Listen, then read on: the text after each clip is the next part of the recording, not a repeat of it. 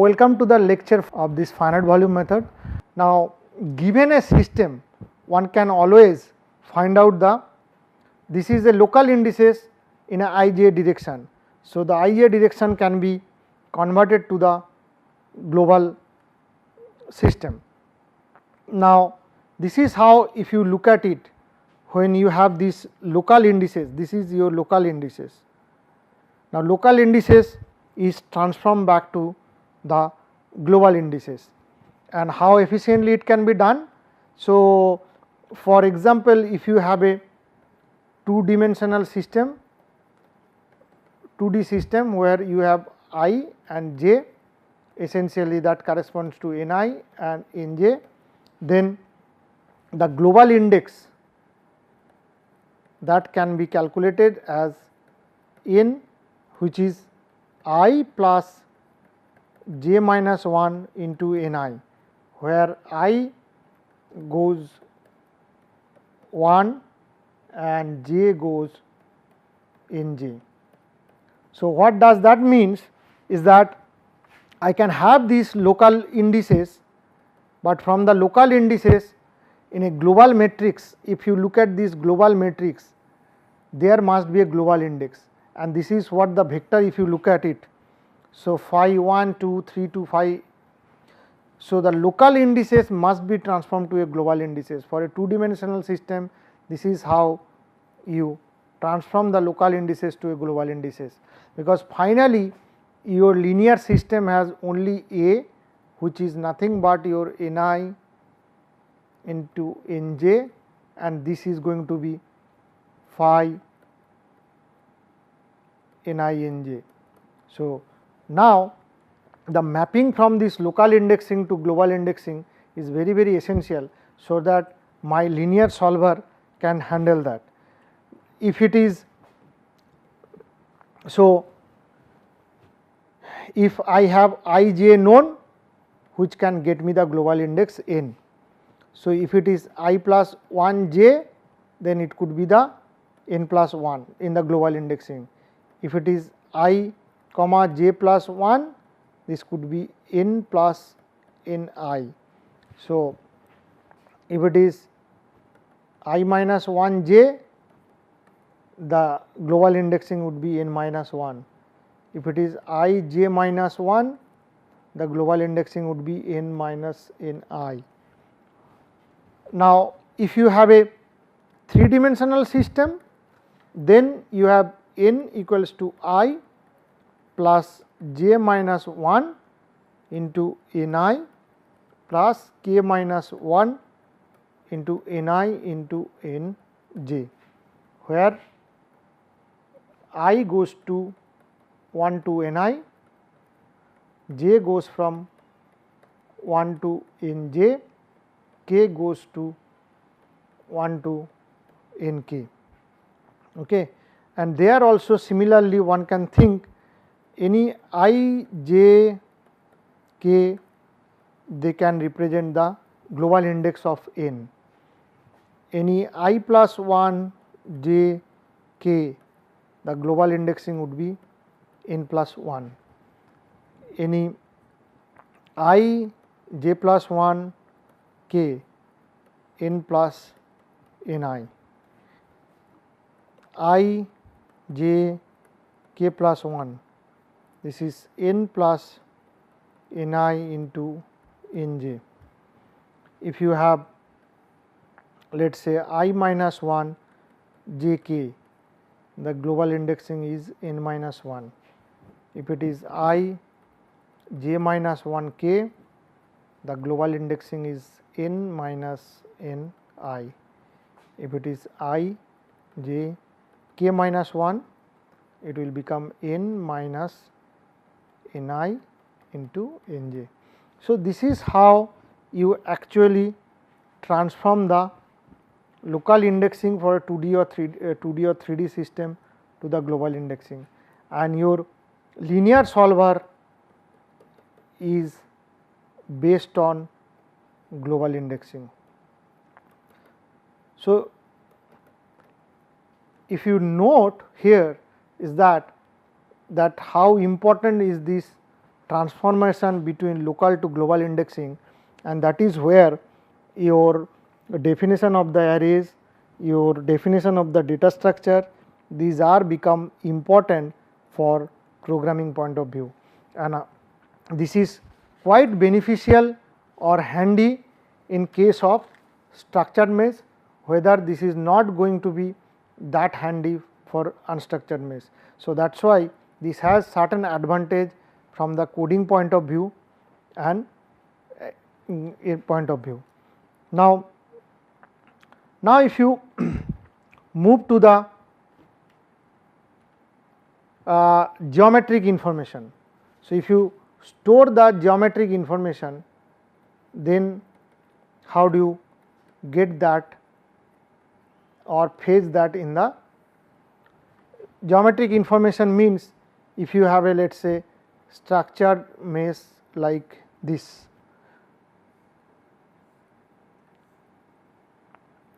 and you get this kind of system. So, you have a cell here, then you have these are all surrounding cells. So, let us say this is element I j. So, from this particular face there will be two component. One component is S I minus half j, and then there will be component like this, component like that. So, one can use these faces which are associated with element I j. Okay. Now, the surrounding faces for this particular element would be 4 faces. So, there are 4 faces like S 1 I j, S 2 I j, S 3 I j, S 4 I j. Okay.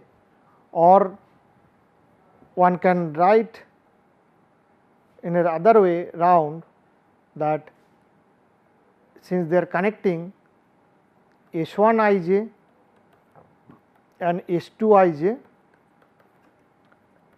S 1 I plus 1 j and S 2 I j plus 1. So, because there are some common faces between the elements. So, if you look at those faces, then S I minus half j is minus S 1 I j, S I j minus half is S 2 I j. Similarly, if you have S 1 plus half j, that is S 1 I plus 1 j, and S I j plus half is S 2 I j plus 1. So, that actually gives you an idea the surface vector, how they point towards each other. Now, again once you move along, so this figure, let us say a figure number A. So, A actually gives you, this is your local indexing. Okay. If I am interested in this particular element is sort of surrounded by these elements 1, 2, 3, 4, 5, 6, 7, 8 elements, and these are my local indexing. This is I j, I goes in this direction, j goes in this direction. So, if this is I j, ahead of it is a I plus 1 j, downstream of it I minus 1 j, top of it I j plus 1, and underneath of it I j minus 1, this corner it is I minus 1 and j minus 1. So, it is essentially going, this is I plus 1 j plus 1, I minus 1 j plus 1, this is phi. So, all the cell centered values that is stored depends on local indexing of I and j. This is figure B, where if you look at it, this is now global indexing. That means, what has been done from this local indexing I j, it has been transformed to n, n plus 1 and so on, this kind of global indexing. So, that this indexing would help me to get my linear system properly built up.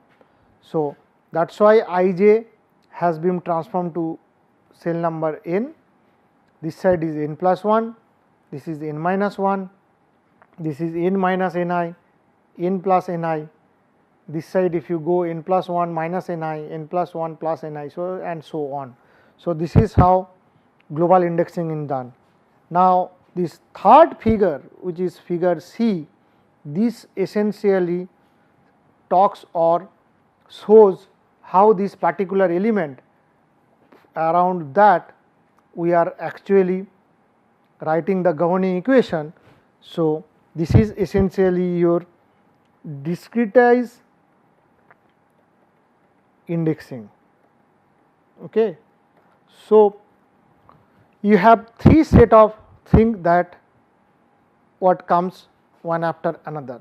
One, you have local indexing, where you maintain, since it is 2-dimensional system. So, we are all talking about 2D system. So, we are looking at a 2D mesh. So, your local indexing involves I, j and all these notations, and as it moves along from one cell to another cell. Now, from those I, j, you transform everything to the global indexing of n and n plus 1, like that. Okay. And then finally, when you look at that particular cell, that element C, there you write this discretized indexing, which is again associated with all these elements surrounding that. And what does that do? The discretized system, when you talk about element C, you get east of it. So, the notation is just like an directional notation. You essentially talk like, this is my element of interest, east, west, north, south, this goes northeast, this goes northwest, this goes southwest, this goes southeast. This is the this is one of the interesting or beauty of finite volume notation. When you come down to the local cell, especially finite volume discretization of a structured system. So, note that thing carefully. It is a structured element that we are talking about. There the discretized cells are nicely located, and they are indexing is done east, west, south, east, south, north, northeast, northwest. So, that this goes by our normal direction things. Once you are done that, so what you can do, you can always at face I plus half j, you can find out the or interpolate the value. How do you do that? So, you essentially do through the linear interpolation. So, using the linear interpolation, you get phi I plus half j equals to g I plus half j phi I plus 1 j plus 1 minus g I plus half j into phi I j. So, this is how you get the linear interpolation done at face, and I plus half j face is we talk about this particular phase. This is I j. So, this is your phase at I plus half j. So, this is the phase we are talking about, and any value between these we can actually linearly interpolate, and this weighting function one can calculate accordingly. Now, the details of this we will see as we move along. So, if you look at the this particular figure A, local indexing, one can write this delta phi I j equals to 1 by V I j into phi I plus half j s I plus half j plus phi I minus half j s I minus half j plus phi I j plus half s I j plus half plus phi I j minus half s I j minus half. So, essentially the gradient calculation is done using some sort of a weighted average, taking that interpolated value at here and that surface vector, taking the interpolated value here, taking the interpolated value here, taking the interpolated value here. So, around those 4 phases, by considering that one can, so I can rewrite that whole thing by V I j, which is phi I plus half j s 1 I plus 1 j minus phi I minus half j s 1 I j plus phi I j plus half is 2 I j plus 1 minus phi I j minus half is 2 I j. So, you can actually write that using those local. Now, one can also similarly, if I using the global indexing.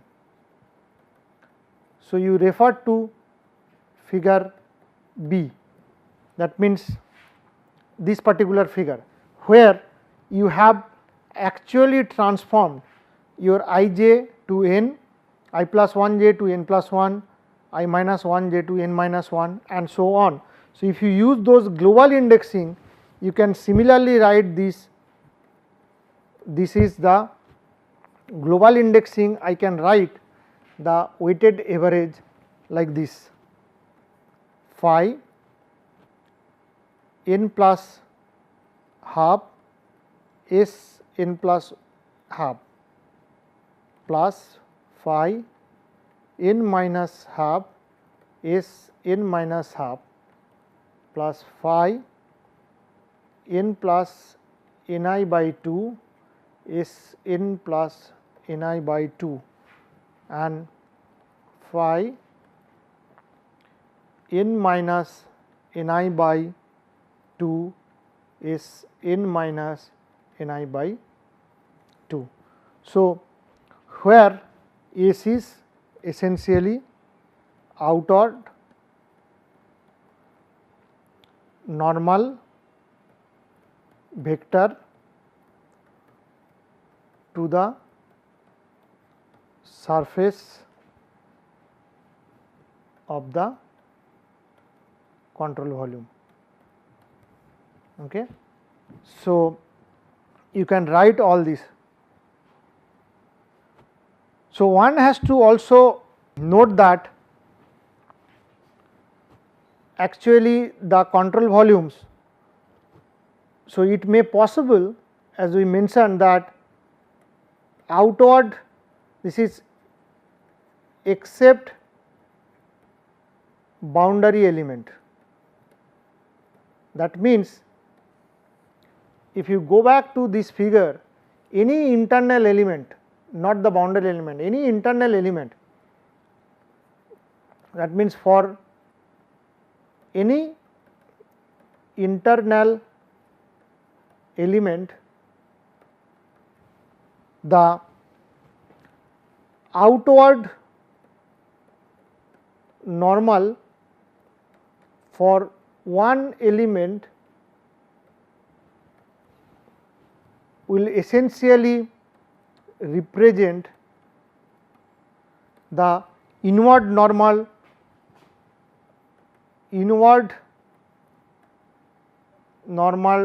direction for the other element. So, that means, if I have two cell adjacent to each other and this is the common surface, so this outer normal could be the inward. So, for this cell, this outer normal could be the inward normal for this. So, if this is C and this is F, so outward for C is equivalent to inward for F. So, this is what one has to keep track of it, and at the beginning, that is what I have been mentioning, that for any particular cell, the normal and the sign is also very important to keep track of it. Now, another property that, if you go down to the discretized indexing, so far we have local indexing, that is how you get the average quantity or the gradient calculation. You use global indexing, so you get like this. Now, you can actually use the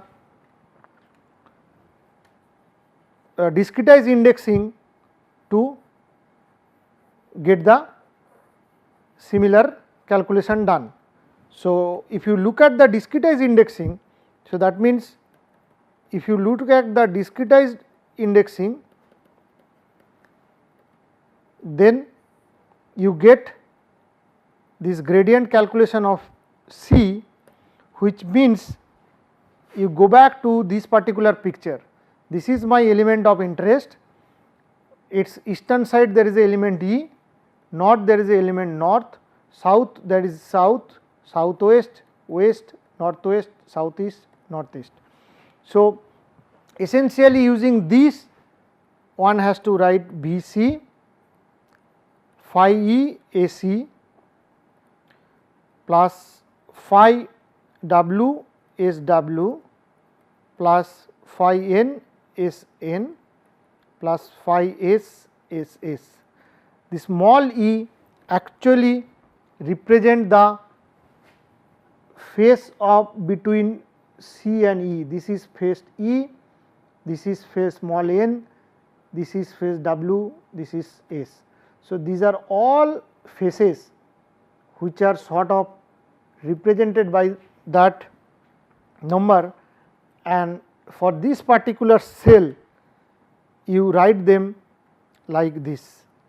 So, one can have a pseudo algorithm for getting this calculation done or getting the gradient calculation done in this kind of a structured system. So, let us say if you write that down, so this is for gradient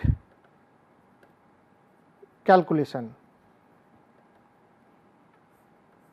So, one can find out is a pseudo algorithm, you go loop over elements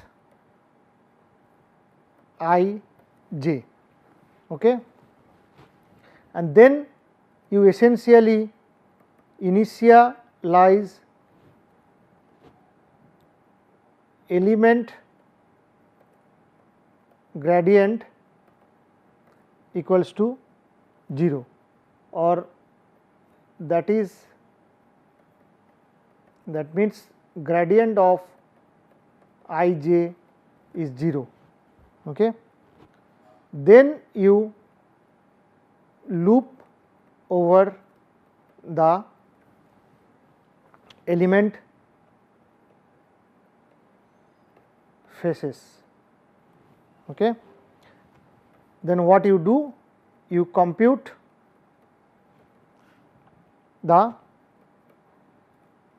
flux f, which is phi underscore f into s underscore f. Okay. Then you either add or subtract flux f to the element gradient depending on